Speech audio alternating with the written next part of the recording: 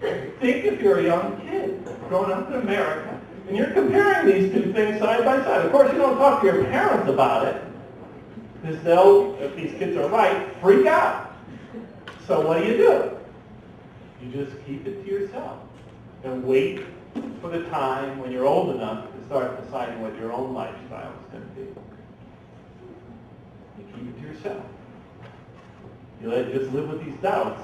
If you're crazy, you email Jeff Lang in Lawrence, Kansas. I received 2 emails today, by the way, and asked him to help you with your problems. And I'll tell you the truth, I don't feel up to the challenge most of the time. This takes a community effort. There's only so many minutes in a day. There's so much reading I could do. And I wasn't born in the Middle Eastern culture. I don't even understand it. I understand the Western culture. That's all I know. That's where I grew up. And I'll tell you the truth, things that are obvious from a Middle Eastern point of view or from a Far Eastern point of view are not obvious from a Western point of view. I say to my brothers and sisters, why do you think that's essential to Islam? They give me this argument. I go, that just doesn't make sense. Why? Because I'm thinking from a different cultural experience.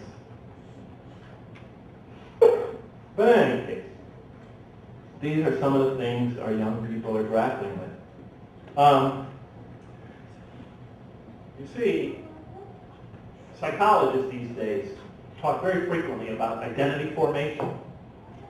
It's a critical phase we all go through, identity formation. As we're going through our life, we're choosing what we're going to put in our identity basket, what we're going to identify ourselves with.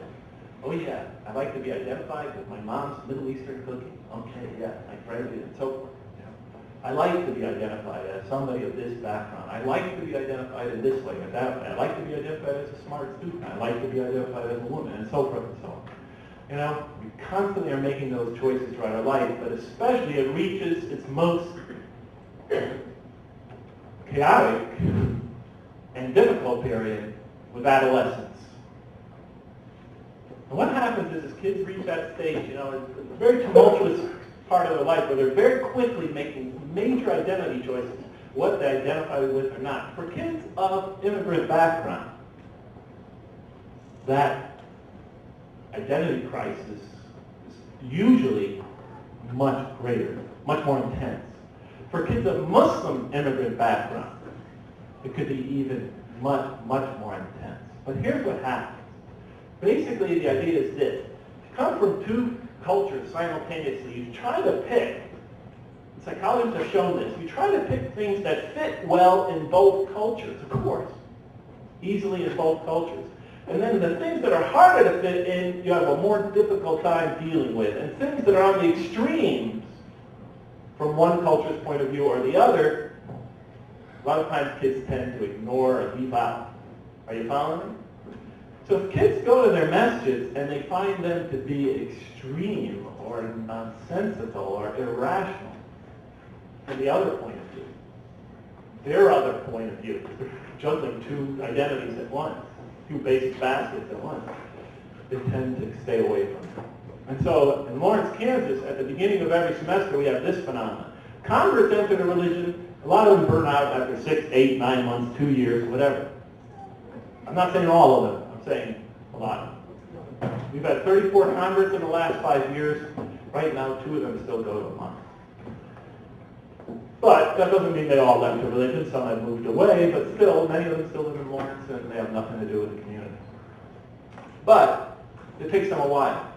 Our young people, they come to the mosque. They're on the university campus for the first time. They've never been to the mosque. They have Muslim parents or one Muslim parent. They go down and give it a try on the first day of classes. They come to the first Friday prayer. They attend it. We never see them again.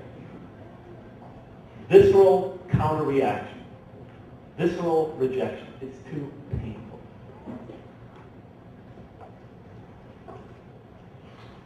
Then a lot of our young people, other issues, theology, the purpose of life. They're growing up in the United States of America or Canada.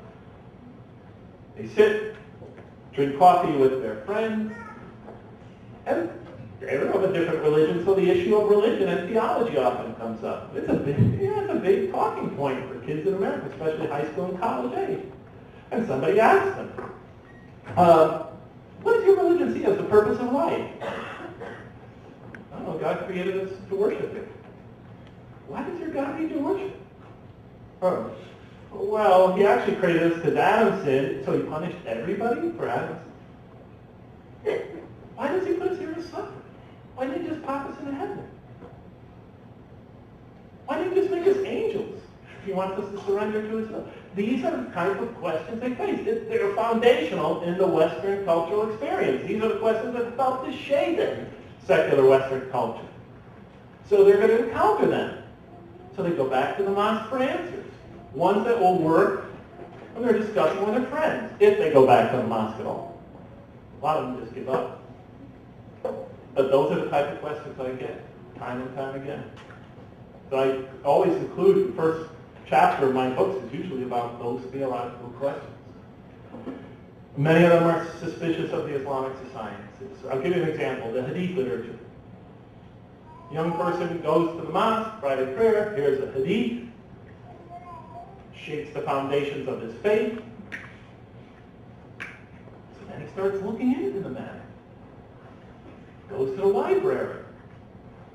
He's at a university, goes to the university library, starts researching this. And what does he find? Oh, tons and tons of research in English has been done on this great science.